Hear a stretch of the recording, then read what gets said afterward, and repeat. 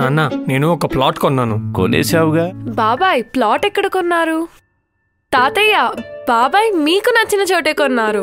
అంటే yes square S Infracon లోనా?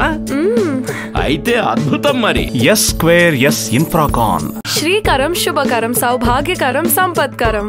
అది ఇంతలోనే విపత్తు వచ్చింది. గోదావరి నది ఉప్పొంగింది. దానివల్ల అటు వెస్ట్ గోదావరి, ఈస్ట్ గోదావరిలో చాలా ప్రాంతాలు ముంపుకు గురయ్యాయి. చాలా గ్రామాలు ముంపుకు గురై ప్రజలు చాలా అవస్థలు పడుతున్నారు. మీరందరూ సజీవ సాక్షులు. గతంలో కూడా మీరు పనిచేశారు. గత 5 సంవత్సరాలు ఎప్పుడైనా ఒక విపత్తు వస్తే, ఎప్పుడైనా వరదలు వస్తే ముఖ్యమంత్రి ఎప్పుడైనా సరే రివ్యూ తీసుకొని అధికార యంత్రాంగానికి అలర్ట్ చేసినటువంటి రోజు ఒక్కటైనా ఉందా?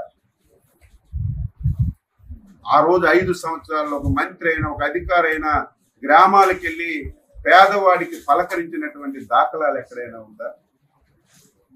మొన్న ఎప్పుడైతే భారీ వర్షాలు వస్తాయి, గోదావరి నదికి విపరీతంగా వరద వస్తుందని తెలిస్తే మా విపత్తుల శాఖ మంత్రి శ్రీమతి అనిత గారు జూమ్ లో కాన్ఫరెన్స్ తీసుకొని కలెక్టర్కి అలర్ట్ చేశారు.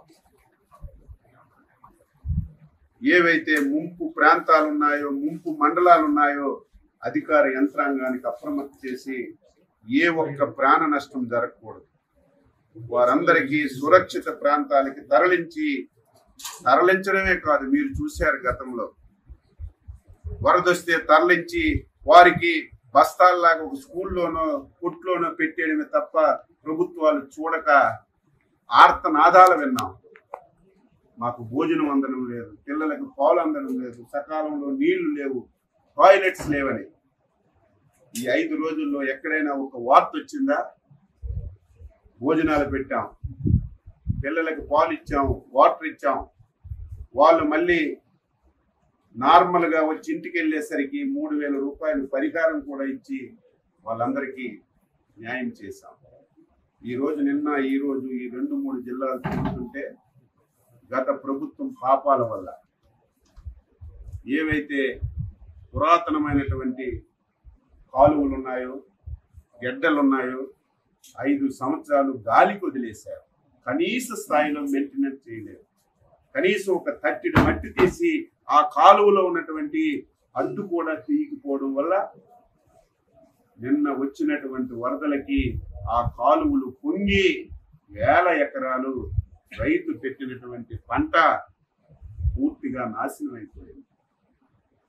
నిన్న ఈరోజు చంద్రబాబు నాయుడు గారు అసెంబ్లీలో ప్రకటించారు, మా మంత్రుల బృందానికి పంపిస్తున్నాం, నష్టపోయినటువంటి రైతాంగానికి పలకరించడమే కాకుండా ఎవరైతే పునరావాస కేంద్రాల్లో ఉన్నారో వాళ్ళ దగ్గరికి వెళ్ళి వాళ్ళకి అన్ని సదుపాయాలు అందుతున్నాయా లేదో చూసి రైతాంగానికి ఏ విధంగా మళ్ళీ సహకారం ఇవ్వాలో అన్ని తెలుసుకొని నాకు చెప్పండి, నేను రైతుల పట్ల చాలా ఉదారంగా ఉన్నాను, అవసరమైతే ఒక పైసా ఎక్కువ ఇచ్చైనా రైతులు కష్టాలు తీర్చి వారి రుణం తీర్చుకుంటానని స్పష్టంగా ముఖ్యమంత్రి గారు చెప్పడం వల్ల మేము బృందాలుగా వచ్చి తిరిగాం. మధ్యలో సెషన్స్ టైంలో కూడా ఎవరైతే స్థానిక మంత్రులు వచ్చి ఒక పూట అసెంబ్లీ చూసి ఒక పూట వచ్చి పలకరించి వచ్చినటువంటి దాఖలాలు. నిన్న ప్రజలు 5 సంవత్సరాలు ఇటువంటి పరిస్థితి ఉంటే ఒక్క ఆఫీసర్ రావడం కానీ, ఒక్క మంత్రి రావడం కానీ, ఒక ఎమ్మెల్యే రావడం కానీ మేము ఎప్పుడు చూడలేదు. మీరు వచ్చారు, ఇదే మాకు ఆనందం అని మీ సాక్షిగానే చాలా మంది నిన్న వారి హర్షాన్ని తెలియజేశారు. ఈరోజు ఈ ప్రాంతం నాశనం అవడానికి ప్రధాన కారణం ఎర్ర కాలువ. ఇది జంగారెడ్డిగూడెంలో స్టార్ట్ అయ్యి మళ్ళీ భీమవరంలో ఎండ్ అవుతుంది. ఈ కాలువ అస్తవ్యస్తంగా ఉంది. ఈ కాలువ వల్ల సుమారుగా 20 నియోజకవర్గాల్లో ప్రతి సంవత్సరం చేతికొచ్చిన పంట పోతుంది, పెట్టుబడి పెట్టిన పంట పోతుంది. ఈ కాలువని శాశ్వతంగా ఈ సమస్యని పరిష్కరించాలని ఒక ఆలోచన చేస్తున్నాం. అందుకే జిల్లా యంత్రాంగానికి చెప్పాం, తాత్కాలికంగా ఏవైతే గుంతలు పడ్డాయో ఆ గుంతలన్నీ పూడ్చమని చెప్పి ఆదేశాలు ఇచ్చాం.